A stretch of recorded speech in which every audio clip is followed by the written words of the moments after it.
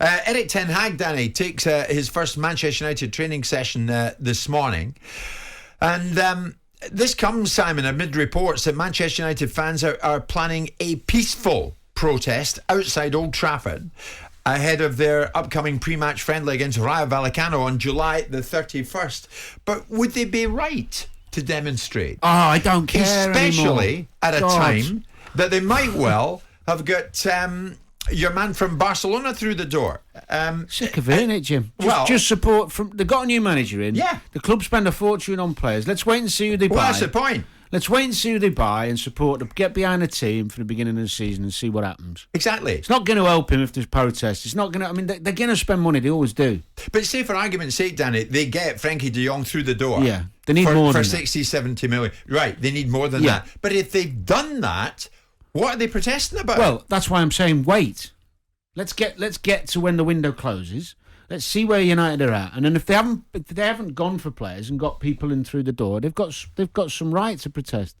But right now they're trying to be proactive. They've brought a new manager in. They've shipped off a lot of the players who've run out of contracts. They're going to sell a couple more, and they're going to try and bring in new players to make this squad competitive. They are going to do that. I'd be amazed if they don't. If they get to the end of the window and they haven't done that, then do your protest and start kicking up a stink. Right now, what's the point? Well, what is the point? I mean, I agree. And Simon, I think you're of the school of thought that at the end of the day, the Glazers are not going to move anytime soon. They are what they are. They're where they are.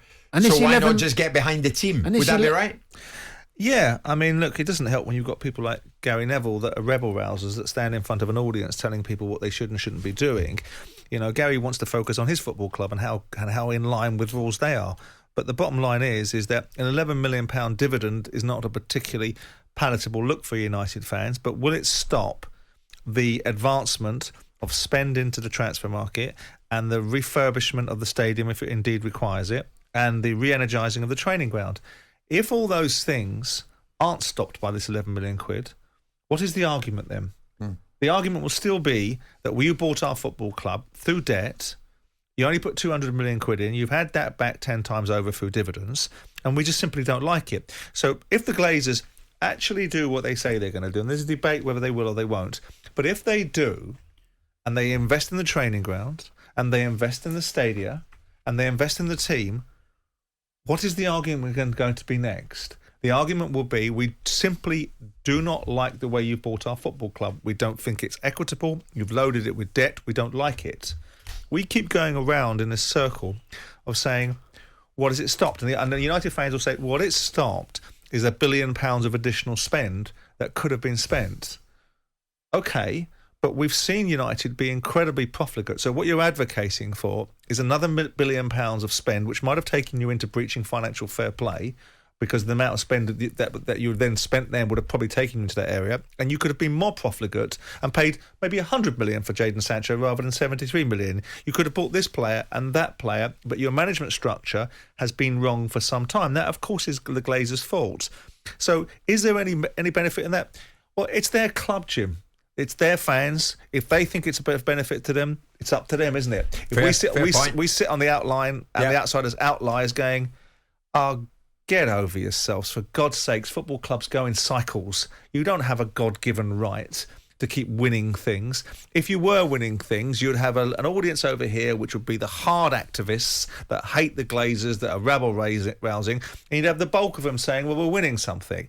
Now you've got hard activists that are converting the people that are sitting on the fence because the team sucks and they're not winning anything and they don't look in good nick. Right. So with all that in mind, I just think it's a destructive, divisive way to behave, unless you're going to bring a solution. If you've got a solution, which is we have somebody that wants to buy the football club off you for its market value, and whether you like it or you don't like it, the Glazers own the football club, so it's their gift to determine what market value is. If you've got that solution, then by all means bring it to the table. Otherwise, sit down and shut up and watch your team hopefully progress. I'm with Simon on this, Danny. And I know you're like, oh God, let's not talk about protests. But are we amazed then? We are amazed that pessimism is existing at the moment. When the strong talk they're going to get De Jong for 60 or 70. When the strong talk they're going to get Christian Eriksen. Pessimism runs through our society more than ever at the moment, doesn't it? So I'm not surprised. But I just think give it a little bit of time. And also Simon's right. The fact is, the money they have spent money on players. They just haven't done it very well. It's not like they're not buying players. If the recruitment was better and they'd have been competitive for the Premier League last year and got to the last four of the Champions League, etc., there wouldn't be protests. But the Glazers should also be more diligent, right? They should take these. If it was me, I'd take these arguments away from them. I'd invest in the bleeding training ground. Yeah. I'd invest in their stadium and say, shut up now. Now what is it? Yeah. Now what is it? You want football clubs to be run in a certain way. The world of commerce is coming into sport. People are buying football clubs in all different ways. You want some Middle Eastern group in here that will bring in some sort of regime that isn't sitting in akin with a brand like Man United. You want to be like Man City, which is a club manufactured by Middle Eastern money. Is that what you want us to be like? Because if you don't want that, then you're going to have to accept people are going to gear and engineer a transaction. So with that in mind, grow up. You see, they seem to be bogging themselves down, Simon, on this £11 million dividend that they paid themselves on Friday. Because people and the Manchester United Supporters Trust said after that, this is not on. The Glazers paid themselves a lion's share of an £11 million dividend at the end of one of the worst seasons in living memory. Reward for failure is poor practice in any business. It's totally unacceptable given the current state of things at Manchester United. But that's not how dividend policy. But that's not how dividend policies work, right? When BP's share price last year was in the middle of the COVID at £2.80 against a market price a year previous at £4.40, they were still paying dividends. Dividend policies work on that basis. What you need to understand is when you've got people like Gary, who makes a very good point a lot of the time with on-the-field stuff, talking about dividend policies as an exercise in being able to leverage people's outlook and attitude towards it. If I was the Glazers, I go back to the point, I would and by the way, if Gary Neville was so concerned about the Glazers, I didn't see him piping up when he was getting paid £100,000 a week to play for them or whatever he was getting. Yeah, I mean, does Johnny have a point, Simon? He's getting in touch. Why don't they use that $11 million that they got on Friday on the training ground instead of looking for outside investment? Why don't they plunge that into the training ground? But when you talk about outside investment, Roman Abramovich they need to understand this because I know he was running around getting the fund of it. Roman Abramovich was going to borrow the money to rebuild Stamford Bridge. That is a fact. So whether you call that investment or whether you call it debt, he was going to borrow money and leverage it to be able to buy to build the stadium to a level that was commensurate with a top side. Yeah. So it's a fact. So it's not unique life. To the Glazers. It's not unique to Glazers. Yeah.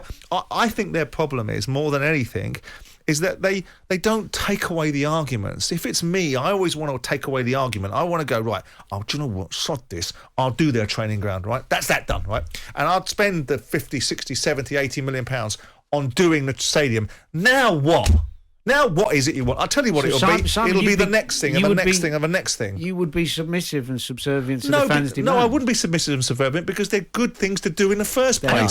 They should be there. Yeah, be minimising their argument. I think the argument is that proactive leadership and management would have done totally. It in the first place. But lead that. But that's not necessarily Glazers. That's people like Ed Woodward. Yeah. Ed Woodward's sitting there going, "Tell you what, fellas, right? Yeah. We've got to do this. We've got to run this football club properly, 100%. And we've got to take away some of the arguments because the backdrop to consistent dissent is a devaluation of our share price at some stage. So let's get in front of it. But then Richard Arnold tries to do that, pitches up in the pub, and then they record it. That's a separate debate. But that's a separate debate. First and foremost, he pitched at a pub because he was intimidated by people who are going to turn up at his house. Secondly, he talked in a language that I don't think is necessarily appropriate. And third of all, apparently Man United started crying about the fact that some of the information was coming out in the public domain. And I hope that they didn't, because if they did, then why should they care? Because why should he say something in private to fans that he's not going to say in public? Just on a lighter note, I assume you've got a copy of Gary's new book, The People's Game? No, but I've seen it's doing well. Yeah, no, he's been promoting it. Really? A lot of what Gary Neville says is really, really good, and some of it isn't. Like all of us. Knowledge is brilliant. But what are United getting in De Jong, Danny? They're getting a very talented footballer who's technically very good and always brave in wanting the ball off the back players. So in that respect, he's better than what they've got, and he's a bit Carrick-esque without Michael's athleticism. Yeah. Michael was better at getting about the pitch. I think he's going to need some legs around him because he's not the most physical, but he's a ball player. Okay. And he's Jim White and Simon Jordan. Monday to Friday mornings from 10 on AM, on DAB, via the talkSPORT app and on your smart speaker. talkSPORT.